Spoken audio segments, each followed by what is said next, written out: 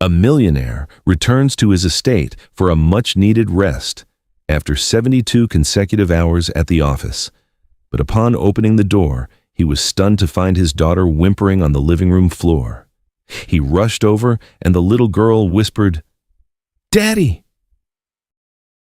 My chest aches terribly, but that was not the most appalling revelation. Elias Vance returned to his residence as the clock chimed 2 in the morning.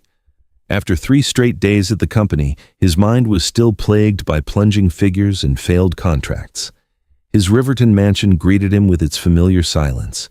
Everything was orderly, pristine, a perfect chilling tableau. All he craved was sleep, a reprieve after 72 grueling hours. He strode through the main foyer where the crystal chandelier cast light onto the glossy marble floor. Everything was in its proper place. The expensive abstract painting hung on the wall. The antique ceramic vase stood neatly in its niche. But one thing was amiss. A small, inert heap was huddled on the decorative stone bench near the garage entrance. Elias froze. He frowned, the irritation over the broken order greater than his surprise.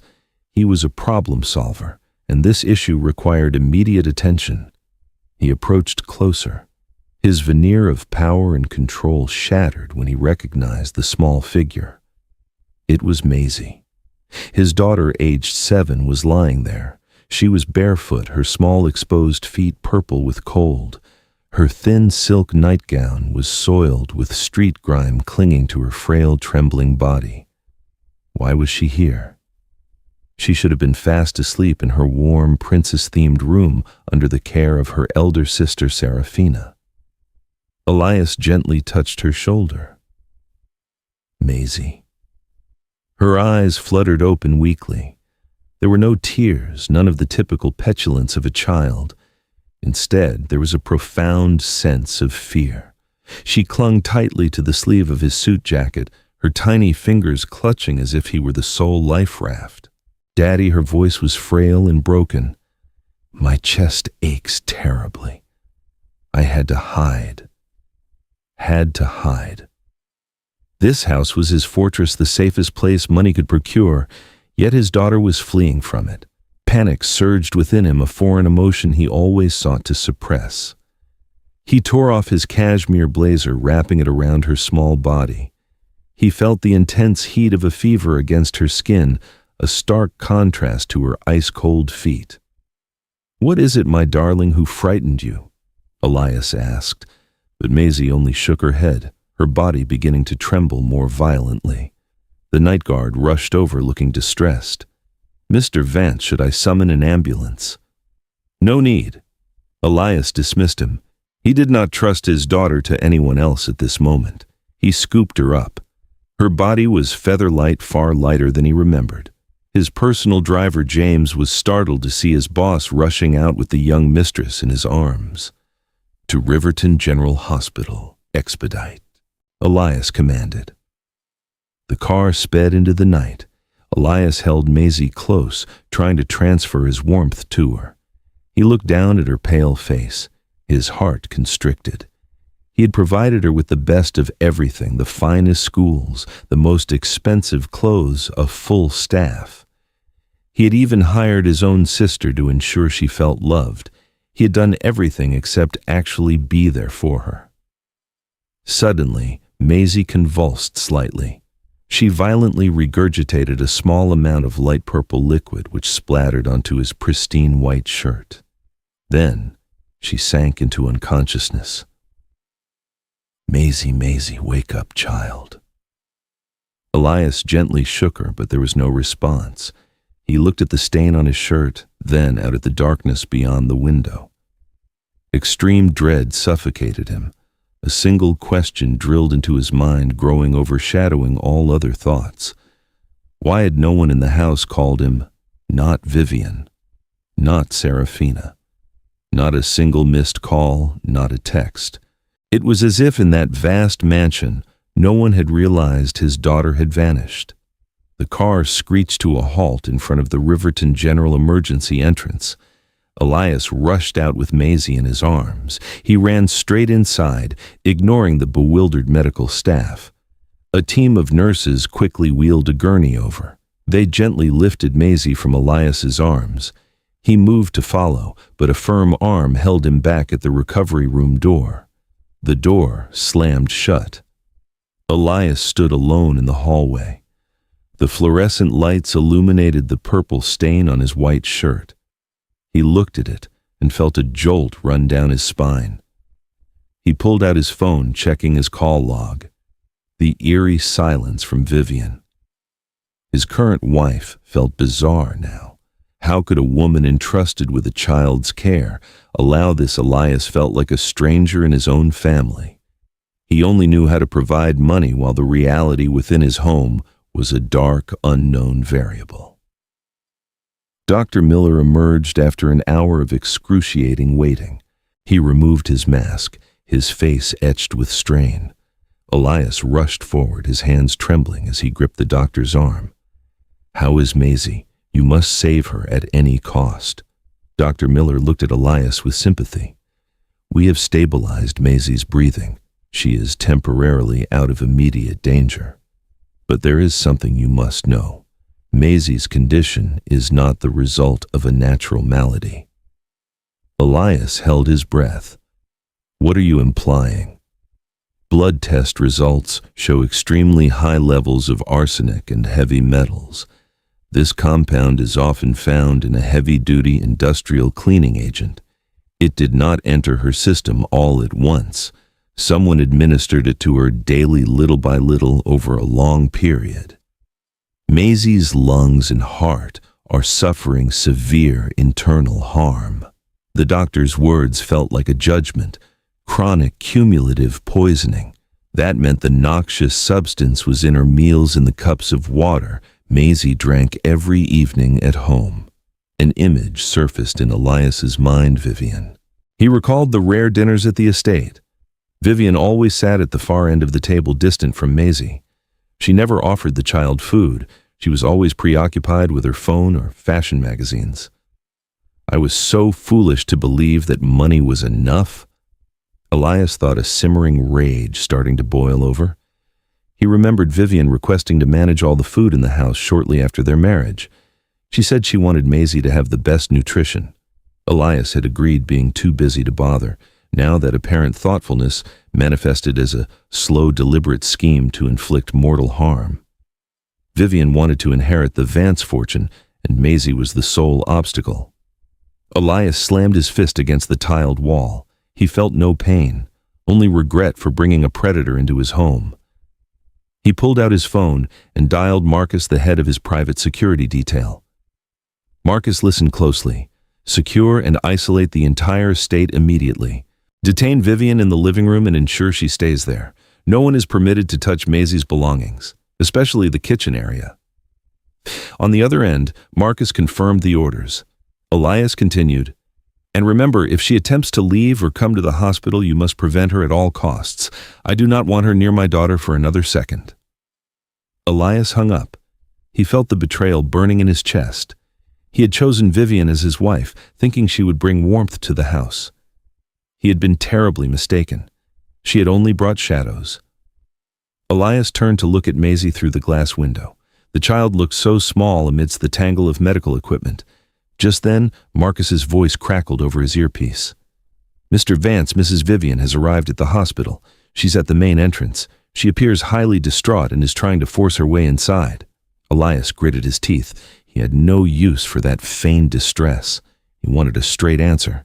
He adjusted the collar of his purple-stained shirt. He strode toward the hospital's main doors. Elias pushed open the revolving door, heading straight for the main entrance, where Vivian was arguing with two of his security guards. He saw her still in her luxurious silk attire, but with slightly disheveled hair. Elias clenched his fist. Elias strode forward, each step pounding the asphalt. He positioned himself directly in front of Vivian, blocking her view into the hospital. "Leave this place immediately." Elias gestured toward the parking lot. "You are not permitted anywhere near my child." Vivian trembled, holding up a shabby, worn teddy bear. Her eyes were red-rimmed. "Elias, I only wanted to bring Maisie her bear. She can't sleep without it. Just let me see her for one moment." Elias snatched the bear and hurled it onto the cold pavement.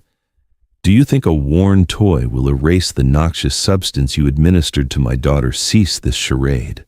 I know the full truth from the doctor. What are you talking about? Vivian shook her head, her voice choked. I did nothing to Maisie. I cared for her more than you ever did. Cared for her by slowly administering a noxious substance every day. Elias stepped closer, his breath hot on her face. You wanted my money. You wanted to seize the Vance fortune. I was a fool to bring a fiend into my home. Vivian stared at him in silence. Her gaze contained a profound disappointment. She offered no further defense, seeming to realize that any word was futile against her husband's insurmountable prejudice. Just then, a taxi pulled up abruptly behind them. Serafina Vance stepped out, rushing over anxiously. She wore a long wool coat, her face streaked with tears. She rushed into Elias's arms, her body shaking uncontrollably. Elias, how is Maisie? I tried to rush here as fast as I could from the house. I am truly a dreadful aunt. I should never have left her alone. Elias patted his sister's shoulder. It's not your fault, Serafina. You did your best. Serafina looked up at Elias, then turned a fearful gaze toward Vivian. She pulled Elias aside slightly, then whispered close to his ear, her voice trembling. Elias, I must tell you this. I saw Vivian lurking in the kitchen last night. She added a strange powder to Maisie's glass of milk. I intended to ask her, but she looked so menacingly at me. I am a dependent here, and I was afraid you wouldn't believe me, so I kept silent. I regret it so deeply. Serafina's words were like a match thrown into the volatile fuel tank of Elias's anger. He turned back to Vivian, his eyes blazing with fury. Every prior suspicion now had confirmation from the sister he trusted implicitly. Did you hear that? Elias roared. My sister witnessed your entire abhorrent act. Marcus, escort her off the hospital grounds immediately and summon the authorities to report this matter. Vitad fru. Vivian was dragged away by the two security guards.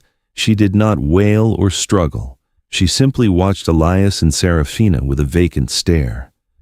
Maisie's teddy bear lay lonely on the pavement, crushed by the taxi's wheel. Maisie was now on a bed that had been moved to the VIP recovery room. Serafina walked close beside Elias, gripping his arm as if for support. I will stay here with Maisie from now on, Serafina said as they entered the room. You go handle the company affairs. I trust no one but myself. Elias nodded. Thank you. You are the only person I trust right now. In the hospital room, Maisie began to stir. Her eyes opened hazy from the sedatives. When she saw Elias, she tried to reach out, but then Serafina moved closer. Sweet Maisie, Auntie is here, Serafina said, a gentle smile on her lips. She reached out her diamond-ringed hand to stroke Maisie's hair. Instantly, Maisie shrank back. She retreated into the corner of the bed, her eyes wide with profound horror. Her whole body shook violently, her gaze fixed on Serafina's hand as if it were a poisonous snake. Elias witnessed the scene and sighed. He thought, the child is still traumatized by the administered substance. She fears women. She fears the deceit Vivian sowed in her mind. He stepped forward, kissing his daughter's forehead gently. Rest now, Maisie. I will go resolve this. I promise that woman will never be allowed to see you again. Elias left the room. He needed to call his lawyer. He wanted the divorce petition filed before sunrise. He wanted Vivian to pay for the harm she had caused. The door to the VIP room closed sharply. Elias walked down the corridor, his mind consumed only with plans to imprison Vivian. In the hospital room, the quiet became suffocating. Serafina sat down beside Maisie's bed. The gentle smile remained on her face, but her eyes had shifted to a cold, calculating hue. She slipped her hand under the duvet, gripping Maisie's tiny wrist tightly. Don't move, Serafina whispered, her lips pressed close to the little girl's ear. If you are a good girl, Auntie will give you a bit more vitamin so you can quickly see your mother." Maisie bit her lip hard to stifle a sob, her eyes fixed on the cup of water placed on the bedside table. Elias, blinded by his trust in kinship, had inadvertently pushed his daughter into the hands of a fiend. If you'd been standing there, would you have recognized Maisie's desperate plea for help? Leave your predictions in the comments, and don't forget to follow the next chapter to see what Vivian ultimately did.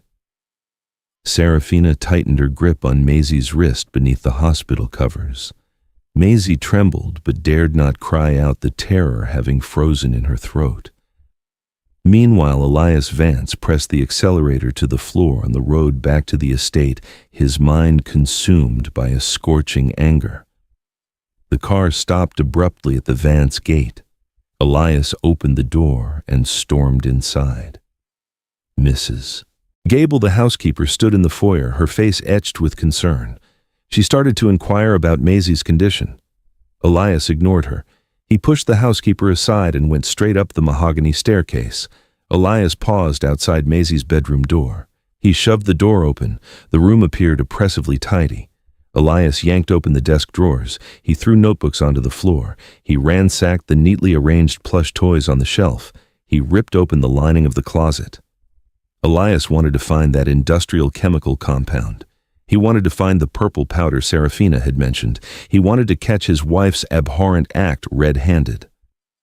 "Where did you conceal it?" Elias bellowed into the darkness of the room. He lunged at the large oak wardrobe. He tossed the expensive silk dresses out. He flipped over the stacks of spare linens. Then he stopped. In the hidden corner behind the cabinet door, a figure was sitting huddled. It was Vivian. She sat on the dark floor. Scattered around her were objects Elias had never seen. There were old dolls with broken limbs. There were cartons of expired milk. There were even moldy biscuit pieces. All of them were shoved deep into the corner, as if someone wanted to conceal their existence. Elias rushed forward. He grabbed Vivian's wrist and violently hauled her to her feet. The pull was so strong, Vivian nearly stumbled into the pile of broken toys. "What in the blazes are you doing here?" Elias glared at her with fury. "Are you attempting to dispose of the evidence? Are you afraid the police will discover these items?" Vivian did not look at him. She stood motionless, letting Elias tighten his grip on her wrist. The light from the hallway spilled in just enough for Elias to see her face.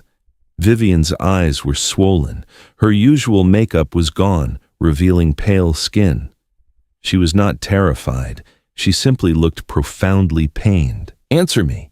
Elias shook her shoulder violently. "What did you give my daughter to drink? Why is the milk in this room expired? Did you intend for Maisie to slowly succumb?" Vivian remained silent. Her silence only fueled Elias's rage further. He was convinced this was the stubborn defiance of a perpetrator. He released her hand and reached for his phone to summon the security detail. He wanted them to restrain her right then and there, but Vivian moved. She bent down into the mess on the floor. She picked up a hardback sketch pad. She offered no explanation. She shoved the notebook forcefully against Elias's chest. Elias took a startled step back. He took the notebook, intending to toss it aside, but Vivian spoke. Her voice was hoarse, like someone who had screamed themselves voiceless. "You have always prided yourself on being a savant." Vivian looked directly into his eyes. "You claim you see every market trend before it happens. You control thousands of employees with precise figures." Vivian took one step closer to Elias. She pointed at the ransacked room. "But you are blind in your own home. You don't know what your daughter loves to draw. You don't know who truly fed your child. You only believe sweet words and fraudulent reports." Elias gritted his teeth.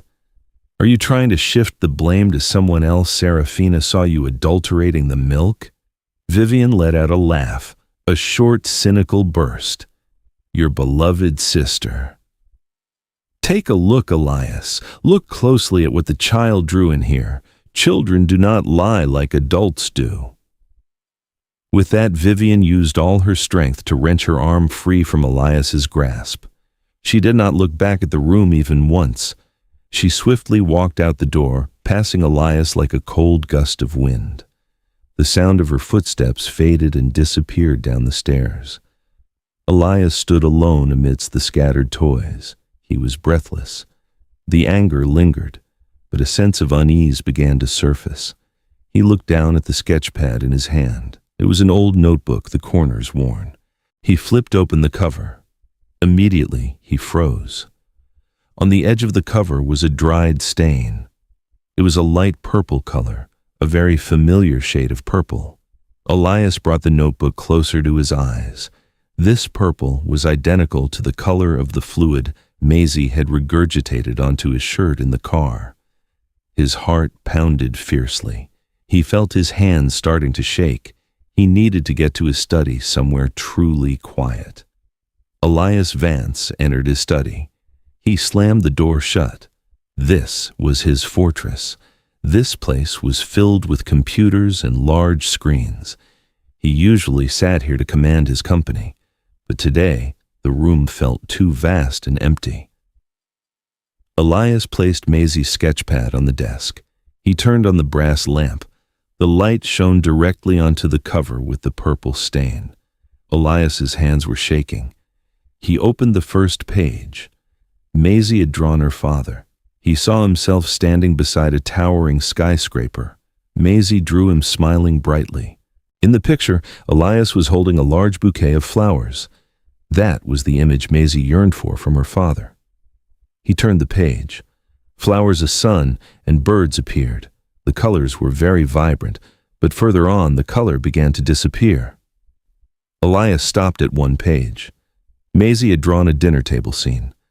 The character, Mother Vivian, appeared in a somber gray. Maisie had used only a single gray pencil to draw her current wife. Vivian stood outside the window. Her mouth was covered with a large strip of black adhesive tape. Her eyes were mournful. She merely stood there looking in. In the center of the dining table was Serafina. In Maisie's eyes, Serafina appeared unusually large. She dominated the entire page. Serafina wore bright, colorful clothing. On her lips was a smile with jagged, sharp teeth. Her hand held a cup. Inside the cup was a dark purple liquid. Elias felt his chest constrict. He turned to the next page. This was a drawing of a bedroom. Maisie drew herself lying in bed. She looked so small and pathetic. Surrounding the bed were shadowy monsters. They had red eyes and long claws. Serafina stood right next to the bed. She was forcing Maisie to drink that purple cup. Beneath the drawing were scrawled wobbly handwritten words. The good behavior elixir. Drink this, and Daddy will come home. Elias dropped the notebook. He leaned back in his chair. Serafina's words echoed in his mind. I took such good care of her. Vivian didn't feed the child. Maisie only trusts me. Everything was a lie. He had heard what he wanted to hear. He had trusted that sharing the same blood meant decency. The anger began to morph into crushing regret. Elias rushed to the server cluster in the corner of the room. He turned on all the screens. He was a technological savant. He had installed the best security camera system in the world for this house, but he had never reviewed the footage. He considered it an intrusion of privacy for his sister. He entered the security code. Lines of command ran across the screen. He called Marcus via the internal system.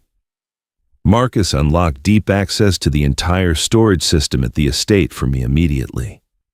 Mr. Vance, what time frame are you looking for? The entire past month.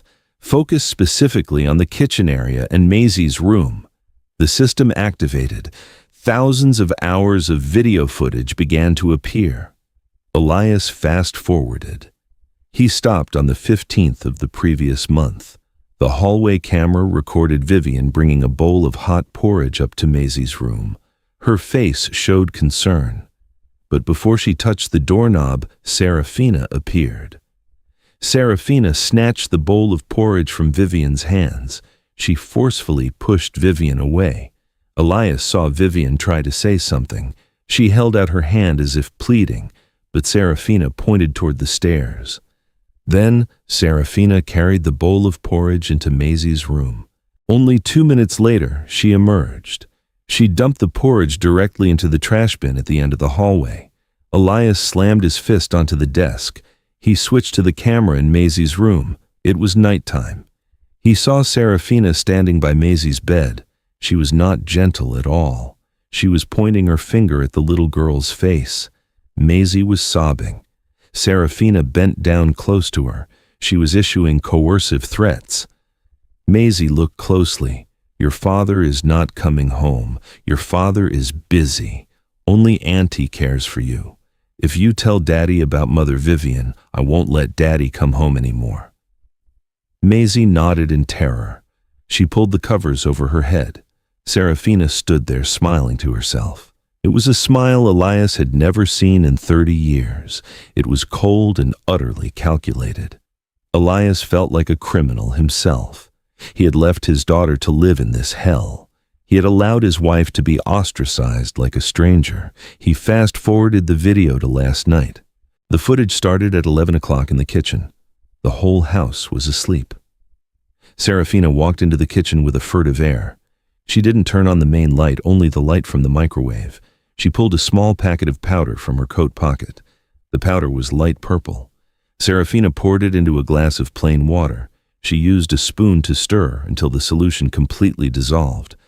After mixing, Serafina picked up the glass of water. She stared intently at the packaging wrapper in her hand.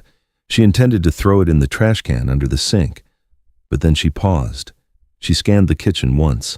Serafina crumpled the wrapper into a ball. She tucked it into her coat pocket. The screen switched to the camera in Serafina's bedroom. She walked into the room. She took out the wrapper. She threw it into the small waste bin under her vanity table. Then she nonchalantly carried the glass of water to Maisie's room. Elias turned off the screens. The room fell silent again. He could command millions of data points, but he could not protect one 7-year-old child. He had been duped by the greed and deceit of the person closest to him. The purple color on the sketchpad cover was now glaringly clear. It was the color of the noxious substance, the substance named the Good Behavior Elixir. Serafina did not intend to inflict immediate fatal harm on Maisie.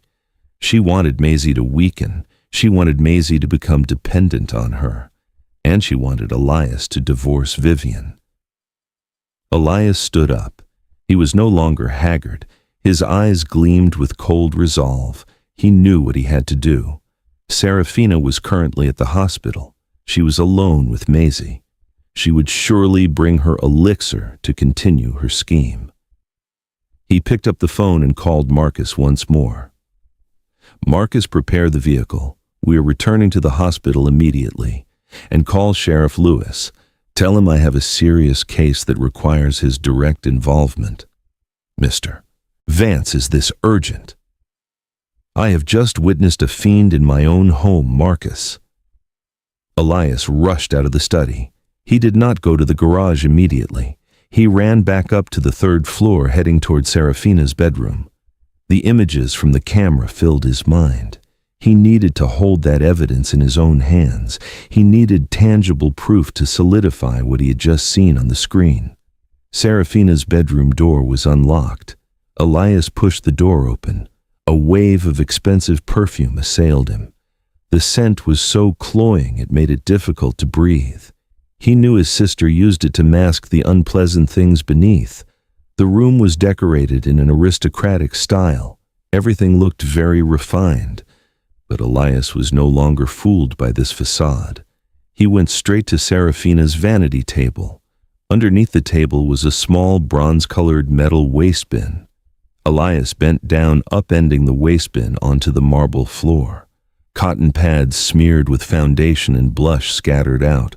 Disorganized pieces of tissue paper lay strewn about. Elias used his hand to sweep the pile of refuse aside. He saw it. A small white plastic bottle lay deep at the bottom. The label had been completely ripped off. Only a few shreds of glued paper remained. He picked up the plastic bottle. A slight amount of residual liquid still clung to the bottom. Elias opened the cap. A pungent odor rose up. This was not the smell of medicine. This was the smell of industrial chemicals, the smell of agents used to clean factory floors. It stung his nose. He carefully wrapped the bottle in a clean tissue and tucked it into his trouser pocket. I was utterly blind, Serafina, Elias thought. He looked around the room one last time. He suddenly remembered Vivian. He recalled her face when he had dragged her out of Maisie's room. Vivian had not wept or pleaded. She had only looked at him with profound disdain. Elias ran down to the garage. He took his fastest car. He sped away into the night. His destination was not the hospital. He drove toward the Vance Innovations headquarters. He needed precise figures. He needed chemical analysis results that no one could refute. Vance Innovations was silent when Elias arrived. He used his highest administrative clearance to open the Central Chemical Analysis Lab. This room contained the world's most sophisticated machinery. The automatic LED lights illuminated as he stepped inside. Elias placed the plastic bottle on the laboratory bench. He performed the operations mechanically. He took a sample of the liquid from the bottom of the bottle. He inserted it into the mass spectrometer. His hands precisely executed commands on the touchscreen. Elias was an engineer. Standing before the machinery, he regained his cold composure, but inside, a storm was raging. "Vivian, you tried to warn me," Elias whispered to the empty space. "I cast you out like a criminal. I believed in the bond of blood. I was wrong." The computer screen began to process the data. Columns of graphs continuously appeared. The machine was comparing the sample with the medical report Dr. Miller had emailed him. Elias stood with his arms crossed, his eyes glued to the screen. He saw the chemical components appear: arsenic, lead, strong acid bases used for deep cleaning. The computer issued a notification.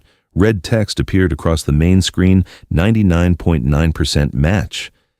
Elias slumped onto the laboratory bench. The truth was now as clear as daylight. Serafina had administered the noxious substance to Maisie. She had not used a large immediate dose. She had used a cheap industrial cleaning agent containing arsenic. She diluted it. She gave it to Maisie bit by bit every day. Her goal was not to immediately seize Maisie's life. She wanted Maisie to be perpetually frail. A frail child would make Elias concerned. When Elias was concerned, he would seek solace from his sister. Serafina wanted to control Maisie to subsequently control Elias, and most importantly, she wanted to eliminate Vivian from the equation. Elias recalled the drawing Maisie made of Mother Vivian with adhesive tape over her mouth. Serafina had isolated Vivian. She had painted Vivian as the wicked stepmother in Elias's eyes. She orchestrated a perfect play to seize the position of mistress of the house. For money, Elias slammed his fist onto the metal desk. How much money do you need to do that to a child? He suddenly realized his own fault. He had been overly reliant on the efficacy of money. He thought that merely sending funds to Serafina would guarantee Maisie's happiness. He had neglected to observe his own family. He had entrusted his daughter's well-being to someone whose true nature he had never bothered to understand. Regret choked him. But then another feeling arose. It was a terrifying clarity. Elias lifted his head. He looked at the digital clock on the wall. It was 4 a.m. At the hospital, Serafina was alone with Maisie. He recalled the scene of Maisie shrinking back when Serafina touched her hair. Maisie did not fear women in general. Maisie feared the very person sitting beside her bed. Maisie had tried to tell him through the drawings, but he had failed to comprehend. Elias took out his phone. He intended to call the police right away, but he paused. Serafina was a cunning predator. If the police rushed in now, she could dispose of the evidence. She would claim ignorance about the plastic bottle in the waste bin. He needed to apprehend her while the act was in progress. He needed a perfect snare. He collected the sample. Elias turned off the lab lights. He walked out to his car, his face carved from stone. He called Marcus via Bluetooth headset. Marcus, listen to me closely. Do not let Serafina suspect anything. Let her believe I am still consumed by the urgency of divorcing Vivian. Yes, Mr. Vance, but Mrs. Vivian is still waiting outside the hospital entrance. Should we allow her in?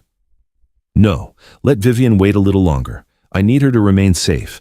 And Marcus, prepare a micro-surveillance camera with satellite uplink capability for me. I will be at the hospital in 15 minutes. Elias drove off. He looked at the road ahead through the headlights. He would return to the hospital. He would stage one final performance with his beloved sister. Elias wanted to see the look on Serafina's face when she realized she had lost. He wanted her to pay for every shallow breath Maisie had taken. Daddy is coming, Maisie, Elias murmured. This time I won't let anyone inflict harm on you again. I will make amends for everything. The car sped through the empty streets of Riverton. A detailed plan had crystallized in Elias's mind. He would use Serafina's own greed to lure her into revealing her true colors. He would show her the prize she coveted, the boundless management rights to the Vance family assets. The naked truth had been exposed under the laboratory lights.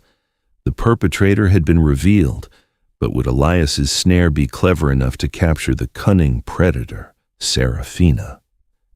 Don't miss the most dramatic unmasking in the next chapter.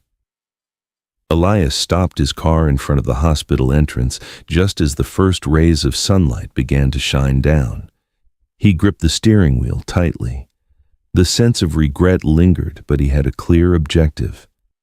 He got out of the car, adjusting his collar. Elias walked down the hospital wing. He deliberately made his footsteps heavy on the tiled floor. He wanted Serafina to hear his presence before he entered the room. Elias pulled out his phone, holding it close to his ear. He began to enact the prepared performance. I do not care how much she weeps, Elias shouted into the phone as he stood outside the VIP room door. Have her removed from the house immediately. I want the divorce petition filed this morning. Vivian Hawthorne will not receive 1 cent of the Vance assets. He shoved the door open violently. The sound of the door slamming shut was stark and jarring. Serafina was sitting next to Maisie's bed. She was holding a small comb, slowly stroking the little girl's hair. Maisie lay still. Her eyes were tightly closed. Serafina started looking up. She placed the comb on the table, her face showing a feigned distress. Elias, compose yourself. Shouting here will frighten Maisie. Elias did not look at his sister. He threw a tablet onto the tea table. He paced the room with an appearance of impatience. I cannot be composed, Serafina. That woman deceived me for too long. She intended to inflict harm on Maisie to seize the fortune. Thank heavens for you. Elias stepped closer, taking his sister's hand. Serafina's hand was icy cold. He fought back the rising nausea. You are the only person I trust right now. Elias said, his voice thick with apparent exhaustion. I worked with my lawyers all night. I have revised Maisie's custodial trust. Serafina raised an eyebrow slightly. Her hands subtly squeezed Elias's. How did you revise it? Elias picked up the tablet, opening a document file stamped confidential. He handed it to Serafina. In it, Vivian's name had been completely removed from all inheritance categories. In its place, a new clause was printed in bold. I added your name, Elias pointed to the screen. Should anything happen to Maisie's well-being, you will be the one to manage all of her assets. I don't want Vivian to have any opportunity. You are Maisie's aunt, her blood relation. You will know how to utilize that money for the best purposes. Elias observed his sister's face. He saw Serafina's eyes light up when she saw the rows of zeros. Greed is a virulent plague, and it was erupting fiercely on the face of the woman playing the saint. Elias, don't speak of such ominous things, Serafina said, yet she did not take her eyes off the tablet screen. Maisie will be fine, but if you trust me, I promise I will not disappoint you. Elias turned away, feigning overwhelming emotion. He walked toward the bedside cabinet where a vase of bright red tulips was placed. "These flowers are wilting," Elias murmured. "Let me adjust them for Maisie." While Serafina was absorbed in reading the financial terms on the tablet, Elias stealthily reached into his coat pocket. He pulled out a tiny device no bigger than a bean. He attached it deep inside the tulip stem, pointing the lens toward the bed and the small table where Maisie's cup of water sat. Elias checked the signal via the smartwatch on his wrist. The image was perfectly clear. The snare was set. He turned back, leaning down to kiss Maisie's forehead gently. "I have to leave now, my darling," he whispered. "I'm going to hold a press conference. I'll announce the divorce and expose Vivian's actions to the media. She will pay the price." Serafina stood up, walking over to pat Elias's shoulder. "You go on. Don't worry about things here. I will stay with Maisie every single minute. I will care for her as if she were my own child." Elias looked at his sister one last time.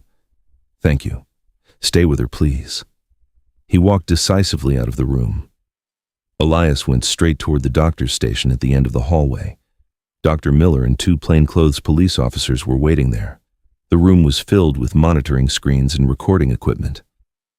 "Is everything ready?" Elias asked Sheriff Lewis. "We have connected the signal from your camera," Lewis replied. "Now we simply wait." Elias sat down in the swivel chair. He looked at monitor number 4. The image of Maisie's room appeared perfectly clear. Maisie was lying still on the bed. Serafina was standing in the middle of the room. Elias saw Maisie gently move her finger. That was the sign that the child was deeply terrified. Elias's heart constricted. He wanted to rush in immediately to hold her, but he knew he had to be patient. This was the only way to permanently remove Serafina from their lives. "Are you certain she will proceed?" Dr. Miller quietly asked. "Her greed is greater than her fear," Elias replied without taking his eyes off the screen. "I showed her the money. Now all she needs is for Maisie to weaken just a little more." On the screen, Serafina walked toward the hospital room door. She peeked out into the hallway once. Then she locked the inner deadbolt, an action that had no normal justification in a hospital. Serafina turned back to Maisie's bed. The look of sorrow was gone from her face. She stood up straight, tossing her expensive wool coat onto the sofa. Elias saw Serafina approach the designer handbag placed on the table. She pulled a small vial from inside it, a small white vial with no label. Officer Lewis held his breath. "What is she doing?" Elias clenched his fist until his knuckles cracked. He saw Serafina slowly pour a small amount of liquid from the vial into the glass of plain water on Maisie's bedside table. She used a plastic spoon to stir it gently. Her every movement was chillingly composed. Serafina placed the spoon down and sat on the edge of the bed. "You should wake up now, Maisie," Serafina whispered. The sound was clearly transmitted through the recording device in the monitoring room. "Your father is gone. Now it's just the 2 of us." Maisie still did not open her eyes. Her small body was huddled under the covers. Serafina reached out, grasping Maisie's shoulder and shaking her forcefully. "Don't pretend anymore. I know you can hear me. Finish this water and then I will let you see your mother." Elias sprang from his chair. His eyes were glued to the monitor screen. He saw Serafina lift Maisie's head with one hand, while the other hand held the cup containing the light purple solution to the little girl's lips. "Sheriff Lewis now!" Elias roared. He rushed out of the monitoring room, running like a streak toward Maisie's room. Elias no longer cared about secrecy. He only wanted to stop that malevolent hand before the noxious substance touched his daughter's lips. In the monitoring room, Dr. Miller and the officers saw Serafina freeze when she heard the heavy footsteps thundering down the hallway. She looked toward the door in alarm. Her hand shook, spilling a bit of water onto the white bedsheet. Elias kicked open the door to the hospital room. The door slammed hard against the wall. "Serafina, desist immediately." Serafina jumped. The cup of water slipped from her hand, falling to the floor and shattering into pieces. The purple solution splattered onto the tiled floor. She looked at Elias, her face ashen, her breathing ragged. "Elias, when did you return?" Serafina stammered. She tried to conceal the small vial behind her back. I was only giving Maisie some water. Elias walked closer, his eyes bloodshot with rage. He did not say a word. He simply pointed at the vase of tulips on the bedside table. "The curtain has fallen on your performance, Serafina." Elias said, his voice terrifyingly calm. "Everything you have done has been recorded. You have no escape." Maisie burst into sobs. She sat up abruptly and rushed into her father's arms. Elias held her tightly, feeling her trembling. He looked at Serafina, who was now utterly collapsing. She retreated toward the corner of the room, the plastic vial slipping from her hand, rolling across the floor. Sheriff Lewis and his deputies stormed in. They quickly restrained Serafina. She began to shriek the sweet words, vanishing, replaced by the frenzy of someone cornered. Elias refused to hear another word from that woman. He carried Maisie out of the room, leaving the darkness behind them. He knew the battle was won, but the wounds in Maisie's heart would require a great deal of time to heal. Elias left the hospital room, his heart pounding against his ribs. He walked quickly toward the doctor's station where Dr. Miller and Sheriff Lewis were waiting. The door to the station closed, separating him from the quiet hospital wing. But that quiet was merely an illusion. Inside this room, the atmosphere was suffocatingly tense. Elias sat down, his eyes fixed on the black and white monitor. The image from the camera hidden in the tulip vase was perfectly clear. In the hospital room, Serafina stood still. She stared at the door Elias had just closed. 1 minute passed. 2 minutes passed. She didn't move. "What is she waiting for?" Officer Lewis quietly asked. "She's checking to see if I will return," Elias replied, his voice low and cold. "My sister is meticulous, the carefulness of someone accustomed to telling falsehoods." On the screen, Serafina began to move. She tiptoed toward the door. She pressed her ear to the wood panel, listening for movement outside. After ensuring there were no footsteps, she turned the deadbolt. The dry click echoed through the speaker, making Elias shudder. Serafina turned back.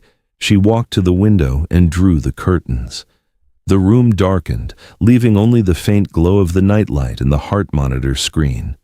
Serafina's shadow stretched long on the wall, distorted and menacing. She walked to the sofa, picked up her handbag, and placed it on the table. Her hand rummaged inside. Elias held his breath. He saw her pull out a small vial, a small white plastic container unlabeled. That was it. "Should we enter now?" A young police officer stood up. "Not yet." Elias held up his hand to stop him. "We need her to execute the act. I need irrefutable evidence. Wait a little longer." In the hospital room, Serafina held the vial in her hand. She looked at Maisie lying in bed. Maisie still had her eyes tightly shut, but Elias noticed a change. On the monitor beside the bed, the green lines began to dance faster. Maisie's heart rate was climbing, 80, 90, 100. "The child is afraid," Dr. Miller whispered. "She knows what's about to occur." Elias gripped the armrest of the chair. He wanted to scream at his daughter to run, but he knew Maisie was bravely executing the plan. She was lying still, entrusting her safety to her father. Serafina opened the vial cap. She poured a small amount of the purple solution into the glass of plain water on the bedside table. She stirred it gently with the spoon. The sound of the spoon clinking against the glass was jarring in the silence. She put the spoon down and sat on the edge of the bed. She leaned close to Maisie's face. "Maisie," Serafina called softly. "Wake up, my dear. I know you're not asleep." Maisie remained still. Her eyelids fluttered slightly. Serafina let out a cynical chuckle. She reached out and stroked Maisie's hair, but the gesture held no warmth whatsoever. "You're a good girl. Do you know I did all of this for you? Did you hear what your father just said? He's about to send Vivian away?" Serafina paused briefly, as if savoring her victory. She continued to whisper, her voice sweet but filled with venom. "But to get rid of that wicked stepmother, you have to help Auntie with one last thing. You just need to weaken a little more. If you're ill for just a few more days, your father will give me all the money to manage. Then you and I will live luxuriously without ever having to look at that Vivian again." Elias heard every word, as if a knife were twisting in his heart. Was this the sister he had once respected? Was this the person who had cared for his daughter all these years? It turned out that in Serafina's eyes, Maisie was not a child needing affection. Maisie was merely an instrument for financial gain. "She's deranged," Elias muttered. "She is no longer human." On the screen, Serafina slipped her hand under Maisie's neck. She lifted the little girl's head roughly. Maisie could no longer pretend to sleep. She opened her eyes, staring at her aunt with absolute horror. "Drink it," Serafina commanded, the other hand bringing the cup of purple solution close to Maisie's mouth. "It's only a little bitter. After you drink it, you will sleep soundly, and when you wake up, everything will belong to us." Maisie squeezed her lips tightly shut, shaking her head vigorously. Her tears streamed down. "Drink it now," Serafina snarled. The feigned patience vanishing. "Don't you dare ruin my scheme. Do you think I enjoyed caring for you? You are just a troublesome, sickly child. I did all of this just for your father's money." Serafina squeezed Maisie's cheek, forcing her to open her mouth. The cup tilted. The shimmering purple liquid touched Maisie's lips. "Now," Elias bellowed. He could not endure another second. Elias kicked open the door to the monitoring room. He bolted down the hallway like an arrow. 2 police officers and Dr. Miller followed closely behind. The hospital corridor was long and dim, but Elias felt like he was flying. The heavy sound of his footsteps shattered the silence of the night. Inside the hospital room, Serafina heard the loud commotion. She started turning to look at the door. That distraction saved Maisie. The little girl used all her strength to push Serafina's hand away. The hospital room door was kicked down. The shattered deadbolt flew across the floor. Elias burst in, panting, his forehead drenched with sweat. "Stop right there, Serafina." Serafina let out a gasp. She stumbled backward, hitting the edge of the table. The cup of water slipped from her hand, falling to the tiled floor. Smash! The shattering sound echoed sharply. The purple solution splattered onto the floor and onto the pristine white bedsheets. Serafina stood leaning against the wall, her face drained of color. She looked at Elias, then down at the purple puddle, then back at Elias. She attempted to force a smile, but her facial muscles twitched uncontrollably. "Elias, you startled me." Serafina stammered, her voice unusually high-pitched. I was just giving Maisie a health supplement. She was being difficult, so I raised my voice a bit." Elias did not answer. He walked slowly toward his sister. He looked at her as if she were a strange creature. He pointed directly at the vase of tulips on the bedside cabinet. "Take a look at what is inside that." Serafina followed the direction of his hand. She saw a tiny red light blinking among the flower petals. She understood everything. A camera. You were surveilling me," Serafina hissed. The fear in her eyes vanished, replaced by an insane rage. The mask of tenderness shattered completely. "I was not surveilling you," Elias said, his voice terrifyingly calm. "I was merely protecting my daughter from a monster." "Monster?" Serafina laughed loudly, her maniacal cackle echoing through the room. "You call me a monster? Look at yourself, Elias. You have everything. Money, prestige, the company. You threw money at me as if I were a pauper receiving alms. I had to wait upon your child, play the role of the kind sister, while creditors called to threaten me daily." She lunged forward, intending to grab Maisie. "It's her fault, that brat's fault. If she hadn't informed on me, if she had just obediently taken the solution and remained frail, I would have had the money to settle my debts." Maisie screamed, huddling into the corner of the bed. Elias rushed to shield his daughter. He pushed Serafina violently away. "Do not ever touch my child again." The 2 police officers burst in. They twisted Serafina's arms behind her back. The sharp click of the handcuffs echoed dryly. Serafina struggled fiercely. Her hair was disheveled, her eyes wide with frenzy. "Release me! I am Elias Vance's sister. You have no authority to touch me!" Serafina shrieked. She turned to Elias, spitting a stream of saliva onto the floor. You are an ingrate, Elias. I cared for you since childhood. I deserve that money you owe me. I owe you nothing, Elias said, looking directly into his sister's eyes. I paid you with affection and trust, but you sold it cheaply. Take her away, Elias commanded the police. Serafina was led out of the room. Her vitriol and shrieks echoed down the hospital wing, fading and finally silencing after the elevator doors closed. The room fell silent. A heavy quiet descended upon the space. The chemical odor from the purple puddle on the floor began to sting the air.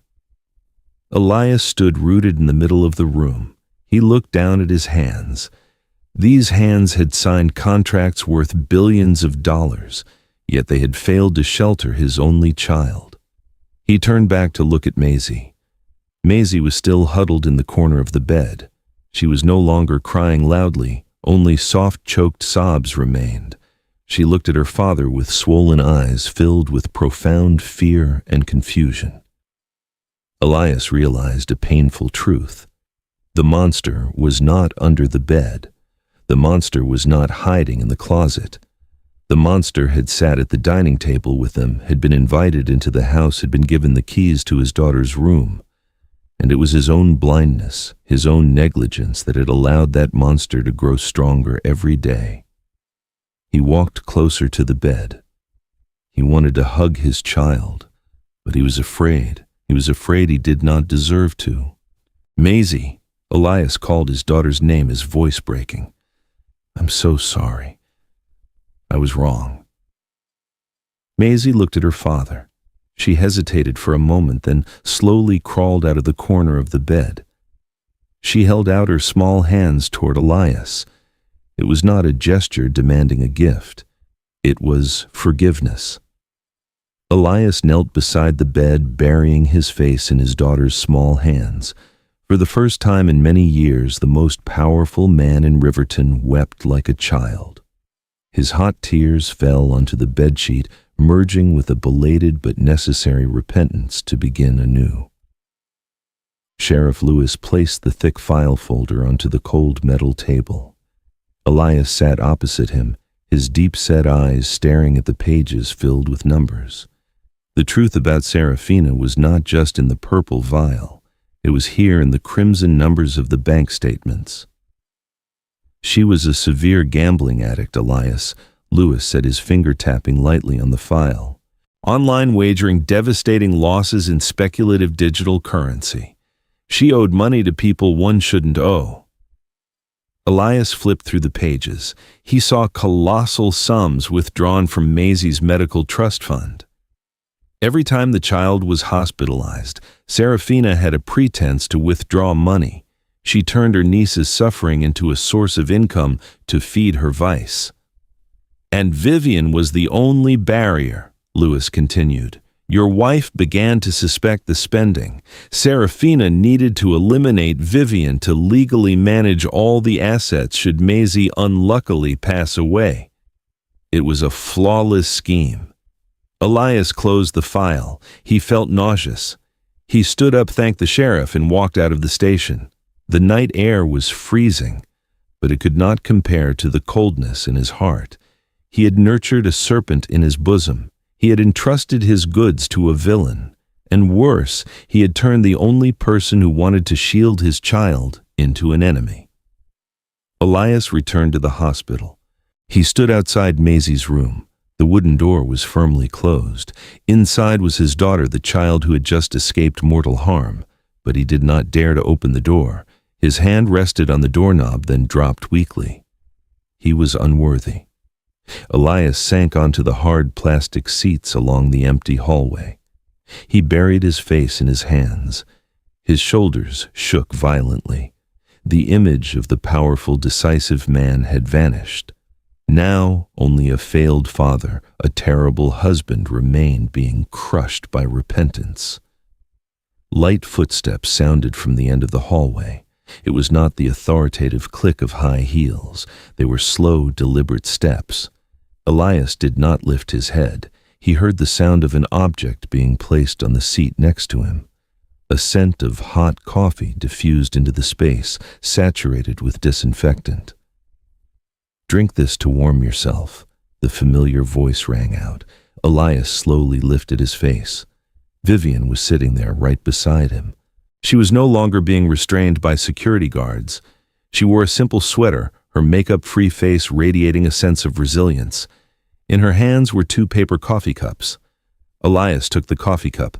Its warmth was the only thing grounding him to reality. He looked at Vivian, his throat tight with emotion. "I apologize," Elias said, his voice rough. "I was a complete scoundrel. I allowed foolish prejudices to blind me. I kept thinking you were the wicked stepmother from fairy tales. I believed that only the bond of blood was truly trustworthy." Vivian did not look at him. She stared straight at the closed hospital room door. She took a sip of coffee, her expression strangely composed. "I don't need your apology, Elias. An apology only makes you feel better. It doesn't change the scars in Maisie's lungs." Vivian placed the coffee cup on the seat. She stood up, smoothing down her clothing. "I need you to stand up, walk through that door, and be a real father. Stop being a CEO who only knows how to sign checks. Your child is waiting for her father in there. She needs you to hold her hand, needs you to tell her stories, needs you to be there when she has nightmares. That is the only apology she needs." Elias looked at Vivian. Her words were like a cold bucket of water thrown in his face, jolting him awake. She was right. He couldn't sit here weeping forever. Maisie was waiting. Elias took a deep breath. He stood up. He tossed the cold coffee cup into the trash. He turned to Vivian. For the first time after years of marriage, he did not walk ahead of her. He did not issue a command to her. He held out his hand to his wife. "Help me," Elias asked. "I cannot do this alone." Vivian looked at the hand extended toward her. She smiled faintly, a smile of relief. She placed her hand in Elias's. He squeezed it tightly. They stood side by side outside the hospital room door. Elias felt strength from his wife's grasp. He placed his hand on the doorknob and gently pushed. The door opened. Warm light from the nightlight spilled into the hallway. Inside, Maisie was sitting on the bed, her big eyes turned toward the door, waiting for her true family to walk in. Riverton's unforgiving winter finally yielded. The thick sheets of ice covering the river's surface melted, giving way to shimmering water reflecting the bright sunlight. The spring wind swept through the city, carrying the scent of damp soil and newly sprouted buds. Elias Vance drove the family SUV along the river road. He was no longer riding in the glossy black sedan with his personal driver. He preferred driving himself. The feeling of being in control of the steering wheel was similar to the feeling that he had regained control of his life over the past 6 months. He glanced at his watch. It was only 3 in the afternoon. Previously at this hour, he would be engulfed in board meetings, berating staff and staring at the stock market ticker. But today, he'd left the office early. He had cut his work hours in half. The shareholders initially protested fiercely, but Elias didn't care. He told them, "I work to live, not live to work. If you are displeased, I can sell my stake today." That resolve silenced them. Elias turned into the path leading down to the riverside lawn. He parked the car and stepped out. He was no longer wearing his expensive tailored suit. Today, Elias Vance, the tech magnate of Riverton, wore a simple white t-shirt and faded jeans. He wore sneakers. He looked years younger, and more importantly, he looked like a happy man. He carried a large basket of fruit and a picnic blanket. In the distance, on the green lawn stretching to the water's edge, he saw the 2 people dearest to him in the world. Vivian was sitting on a checkered cloth. The river breeze stirred her long hair. She was carefully braiding Maisie's hair. Maisie sat in her stepmother's lap, her head resting on Vivian's shoulder with absolute trust. There was no distance, no fear, only serenity. Elias paused for a moment to take in the scene. He wanted to etch this image into his memory. 6 months ago, he thought happiness was seeing another zero added to his bank account. Now he knew he was wrong.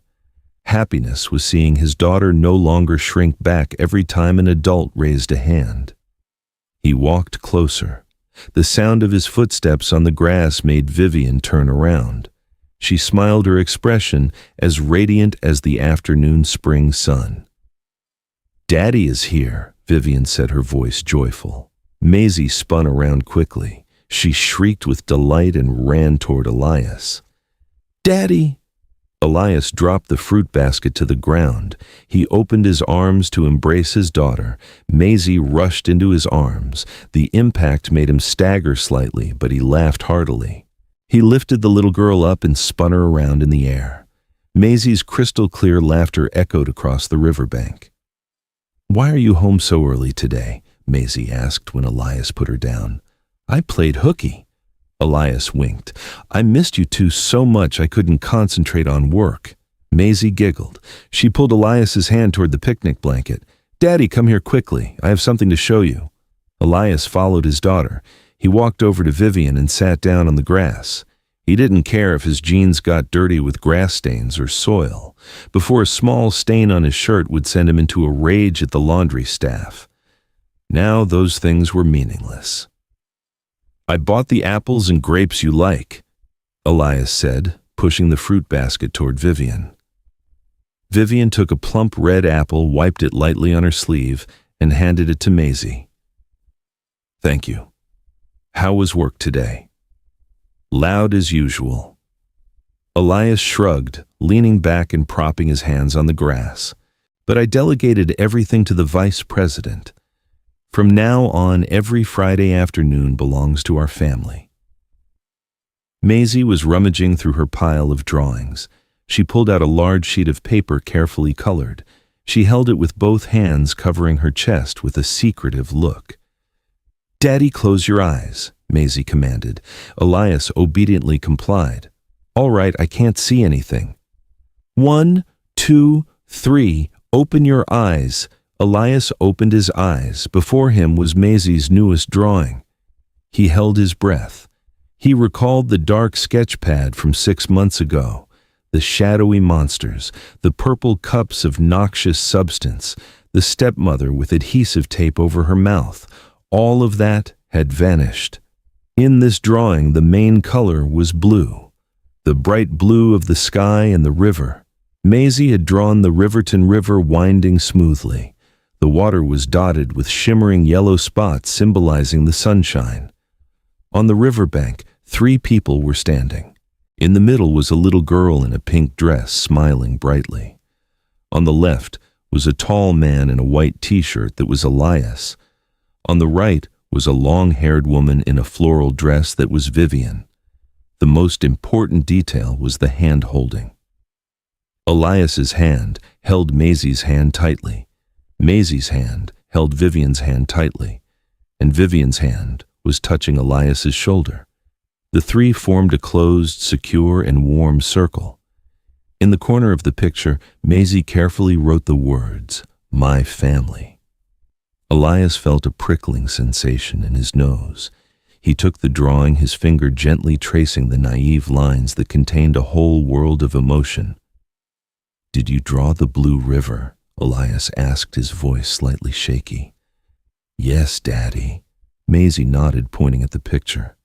"My teacher said the river flows out to the big ocean. It carries all the sorrow far away. I drew it blue so it would always be happy." "And who is this?" Elias pointed at the figure of the man. "That's you, Daddy," Maisie beamed. "You're not wearing a black suit anymore. You look gentler in the white shirt. You look like a cloud." Vivian laughed, leaning her head on Elias's shoulder. "Did you hear that you look like a cloud?" Elias put his arm around his wife's shoulder, the other hand still holding the drawing tightly. He looked at Maisie. His daughter's cheeks were now rosy, her eyes bright, and no longer showing any sign of illness. The noxious substances in her body had been completely expelled, thanks to intensive treatment, and more importantly, thanks to love and affection. He remembered the old mansion he had sold last month. That house was vast, luxurious, and well-appointed, but it contained too many ghosts of the past. It held Serafina's deceit, the coldness of distant meals.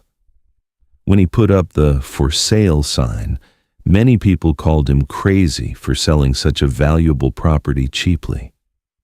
But Elias knew it was the right decision. He had purchased a house with a garden in the suburbs, smaller, but with many windows letting in the sunshine.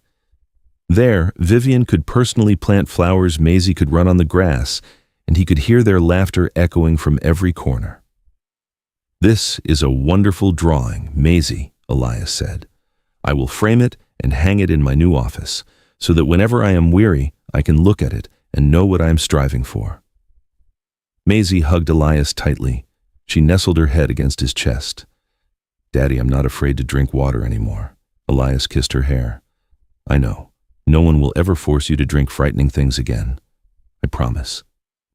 Vivian looked at the father and daughter, her eyes filled with happiness.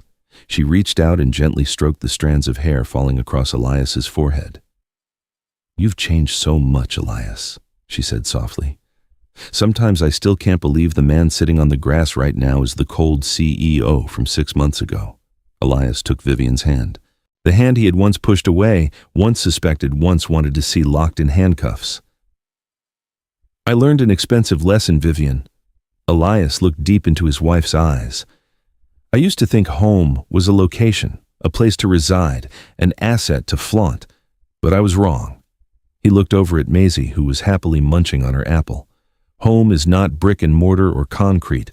Home is understanding. Home is protection. Home is a place where when the storm hits, we still hold hands tightly, just like in this drawing. Without you and Maisie, I was just a vagrant living in a golden castle." Vivian squeezed his hand. No more words were necessary. The silence between them was no longer distance, but mutual understanding. The sun began to set in the west, painting the Riverton River in a brilliant orange-gold hue. Small boats drifted slowly. Birds chirped in the old oak trees. Elias took a deep breath. The fresh air filled his lungs. He felt relieved. The burden of perfection, of the pressure to always be right, was lifted. He realized that life was like the river before them. Sometimes it was contaminated, muddied by errors and schemes. But if one knows how to cleanse, it knows how to cherish and safeguard it, the river will be blue and clear again. It will bring vitality to all things. "Now, Vance family," Elias called out, standing up and brushing the dust off his trousers. "Who wants ice cream? My treat." "Me, I want chocolate ice cream." Maisie jumped up and down. "How about you?" Elias turned to his wife. "I'd like vanilla ice cream." Vivian smiled, standing up and gathering the blanket. The three of them walked along the riverbank, their shadows long on the green grass. Elias walked in the middle one hand, holding Maisie's, the other holding Vivian's. They walked leisurely, without haste, without worry. Behind them, the Riverton River flowed peacefully. It carried away the painful memories of the cold winter, taking Seraphina's dark secrets out to the sea, leaving behind an everlasting spring in the hearts of those who had found their way home. And in that brilliant sunset, Maisie's drawing seemed more alive than ever. A blue river and 3 hearts beating as one. And the story concludes, leaving us with different thoughts. I also have a personal message I would like to send to you. True family is not defined by bloodline or affluence, but built upon mutual understanding and protection. Do not let prejudice obscure your reason, for sometimes the person one trusts the most is the one with harmful intent, while the person one spurns is the only one who reaches out to help. Note: the story above is entirely fictional. Character names, locations, and incidents have been constructed for the purpose of illustrating an educational and artistic message. Any resemblance to actual persons or real-life events is purely coincidental.